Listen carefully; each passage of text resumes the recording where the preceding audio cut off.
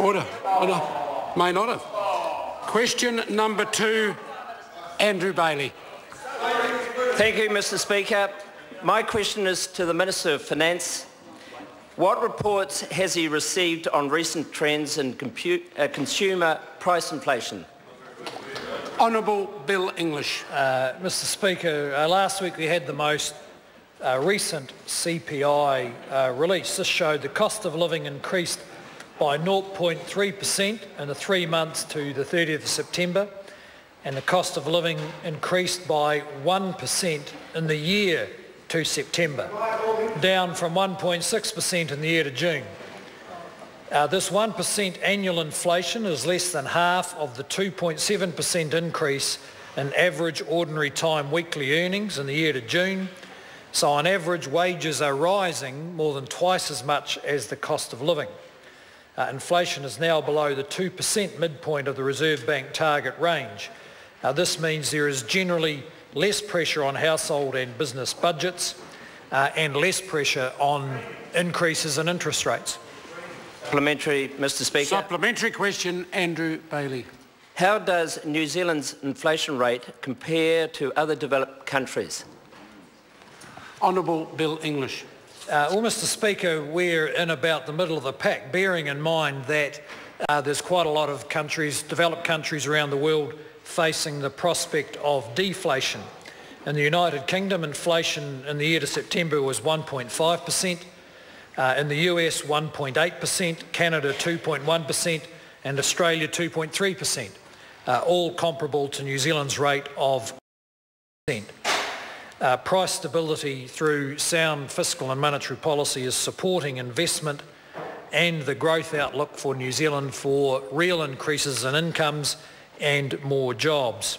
Since 2008, inflation has averaged 2.1% per year. Further supplementary question, Andrew Bailey. What impact is the lower than expected inflation likely to have on the economy over the next year or two? Honourable Bill English. Well, Mr Speaker, there'll be an update of at least Treasury's view on that at the half-year fiscal update on the 16th of December. Economists in general are predicting lower inflation to continue, and this could reduce the size of future interest rate increases. Low inflation will also help support continued good conditions for business investment and the creation of new jobs. It will also allow for ongoing real wage increases and help households keep on top of their debt. On balance, low inflation is good for New Zealand and good for the prospects of sustained reasonable levels of growth.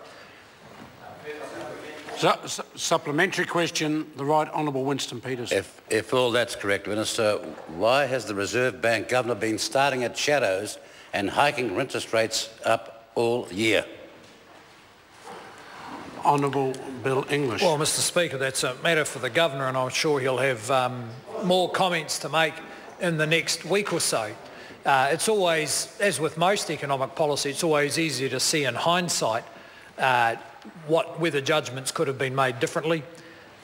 In this case, the prospects for the New Zealand economy are reasonably good, and it may be that we avoid the excesses of the last cycle, which that member was party to, where first mortgage rates reached 10% and inflation reached 5%. We're certainly not going there again. Order. Further supplementary. Supplementary question, Andrew Bailey. How could the lower inflation outlook impact on the nominal economy and by implication on the government's own finances? Honourable Bill English. Well, Mr Speaker, as I've said, detailed forecasts will be set out in the half-year update. However, lower inflation could dampen consumer spending and the size of nominal wage increases, although wages are likely to continue rising faster than inflation. While real annual GDP growth has been strong at almost 4%, unusually, nominal GDP growth, which has the largest impact on government revenue, has been increasing more slowly, and it is a very unusual set of circumstances.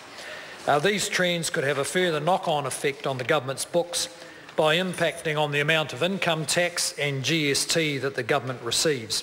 There's been some signs of this already over the past year. There'll be an update on it on December the 16th. Supplementary question, the Right Honourable Winston Peters. Minister, is that answer shorthand for there is no surplus?